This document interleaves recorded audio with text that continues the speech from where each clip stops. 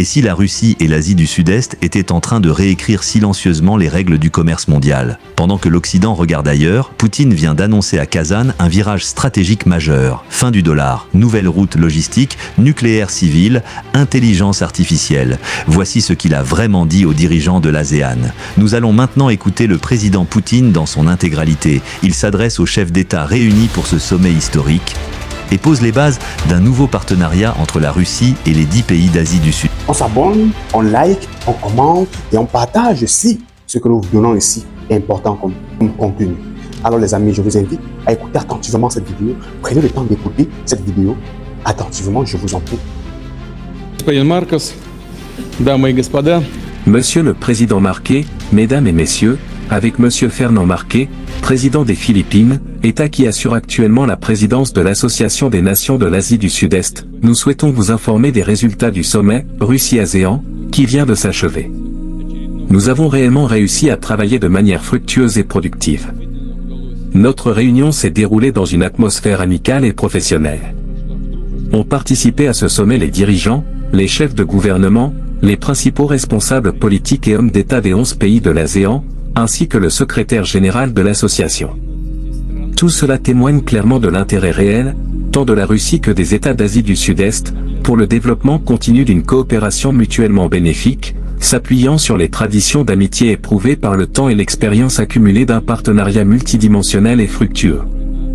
Les orientations stratégiques de l'interaction entre la Russie et les pays de l'ASEAN pour l'avenir sont consignées dans la déclaration de Kazan, approuvée à l'issue du sommet. Celle-ci souligne particulièrement l'engagement de tous nos États en faveur de la formation d'un ordre mondial multipolaire juste et démocratique, fondé sur les principes universellement reconnus du droit international et de la Charte des Nations Unies. Le plan d'action adopté entre la Russie et l'ASEAN contient des mesures concrètes pour renforcer les liens de notre pays avec l'association dans les domaines politiques et sécuritaires, commercial et des investissements, ainsi que culturels et humanitaires.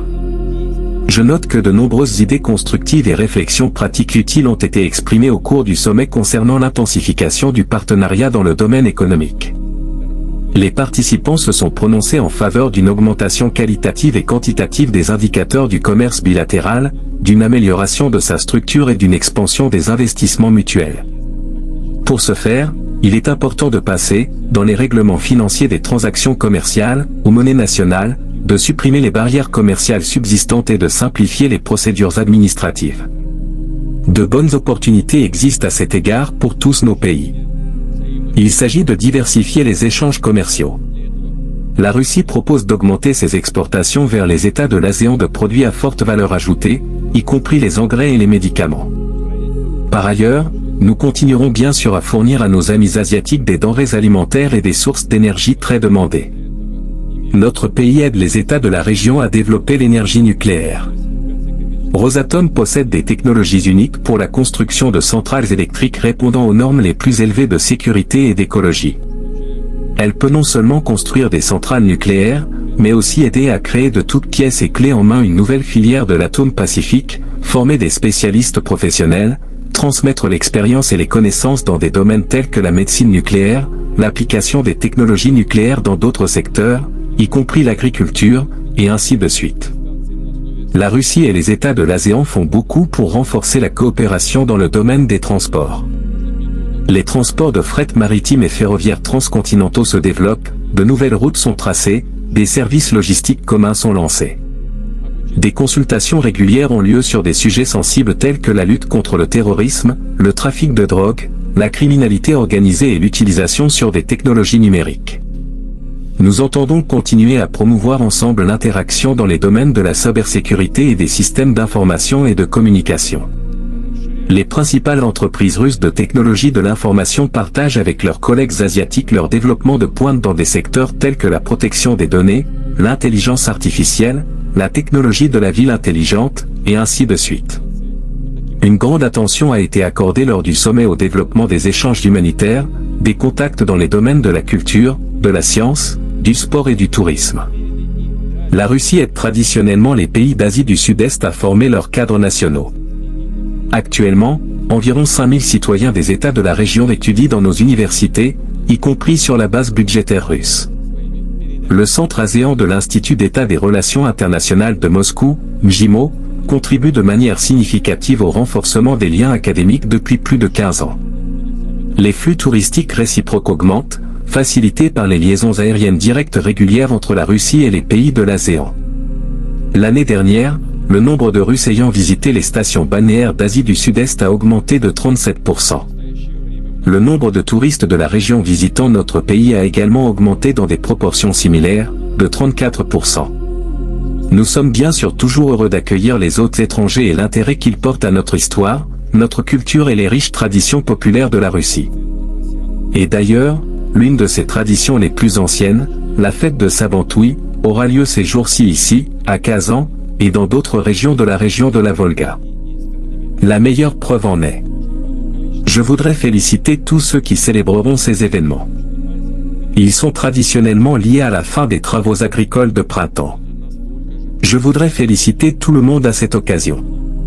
Si certains des participants à notre sommet ont la possibilité de rester quelques jours de plus, je suis convaincu que le programme varié et coloré de ces festivités les impressionnera. Nous attachons une importance fondamentale au fait que tous les chefs de délégation se sont prononcés en faveur du maintien d'une coordination étroite en politique étrangère. La Russie et les pays de l'ASEAN, en tant qu'État souverain, indépendant et autonome, mènent une politique visant à renforcer la coopération internationale. Ils respectent tous leurs partenaires, leur histoire, leur religion, leur modèle de développement et leurs traditions. Sur de nombreux problèmes du monde contemporain, nos positions sont proches, voire coïncidentes. C'est le cas, notamment, de la situation autour de l'Iran. Nous avons salué à l'unanimité l'accord entre les parties iraniennes et américaines sur la cessation du conflit militaire et sur le travail relatif aux paramètres d'un futur accord de paix. Nous estimons que le fait que le document ait été signé par les chefs d'État, M. Trump et M. Pachikian, donne également des raisons d'espérer qu'il s'agira d'un document sérieux, qui servira de base aux futurs accords. Nous comptons sur la stabilisation de la situation au Moyen-Orient et dans le Golfe Persique, ce qui aura un effet bénéfique, notamment, sur les marchés mondiaux de l'énergie et des produits alimentaires. Je note également que la Russie continuera d'apporter son soutien mondial aux États de l'ASEAN dans leurs efforts pour maintenir la paix et la stabilité en Asie du Sud-Est et, plus largement, pour former, dans l'ensemble de la région eurasiatique, un système de sécurité fiable, ouvert et global, ainsi qu'une interaction multidimensionnelle visant à conjuguer les différents processus d'intégration sur le continent, qui se déroulent dans le cadre d'associations telles que l'ASEAN, l'Union économique eurasiatique et l'Organisation de coopération de Shanghai. Mesdames et messieurs, comme vous le savez sans doute, de nombreux contacts bilatéraux sont prévus pour les participants au cours du sommet. J'ai également des rencontres prévues avec pratiquement tous les chefs de délégation. Certaines de ces rencontres ont déjà eu lieu, d'autres se dérouleront aujourd'hui même, un peu plus tard. Profitant de l'occasion, je voudrais remercier une fois de plus tous les collègues d'avoir accepté notre invitation et d'être venus en Russie, d'être venus à Kazan. Je souligne à nouveau que la Russie aspire sincèrement à établir avec les États d'Asie du Sud-Est un partenariat stratégique multidimensionnel et authentique. Et nous constatons la même détermination à agir ensemble, main dans la main, chez nos amis asiatiques. Encore une fois, un grand merci à tous.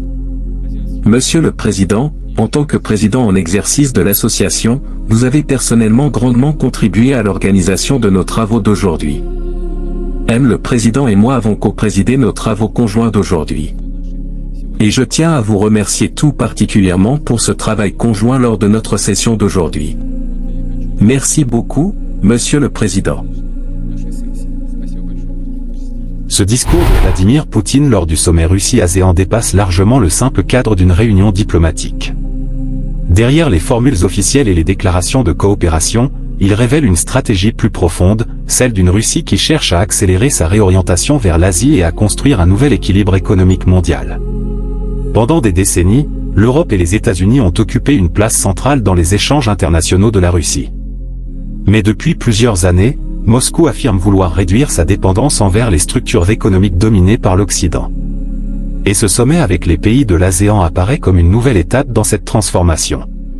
Le message principal de Poutine est clair, la Russie veut participer à la construction d'un monde où plusieurs centres de puissance coexistent. Ce qu'il appelle un ordre mondial multipolaire repose sur l'idée que les décisions internationales ne doivent plus être concentrées entre quelques grandes puissances occidentales, mais réparties entre plusieurs blocs régionaux. Mais derrière cette vision politique se trouve une réalité économique très concrète. Lorsque Poutine parle d'utiliser davantage les monnaies nationales dans les échanges commerciaux, de réduire les barrières et de développer de nouveaux mécanismes financiers, il évoque un changement qui pourrait avoir des conséquences importantes sur le commerce mondial. Depuis les sanctions occidentales imposées à la Russie, Moscou cherche à limiter son exposition au dollar et à l'euro. L'objectif est de créer davantage de circuits commerciaux indépendants, notamment avec l'Asie, le Moyen-Orient et les pays émergents. La coopération avec l'ASEAN est donc stratégique. Cette organisation regroupe des économies parmi les plus dynamiques du monde, des pays avec une forte croissance industrielle, une population importante et une position géographique essentielle entre la Chine, l'Inde et les grandes routes maritimes internationales.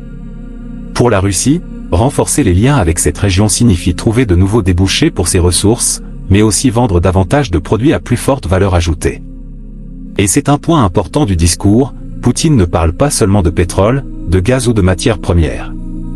Il insiste sur les engrais, les médicaments, les technologies, l'énergie nucléaire, les transports, l'intelligence artificielle et les infrastructures.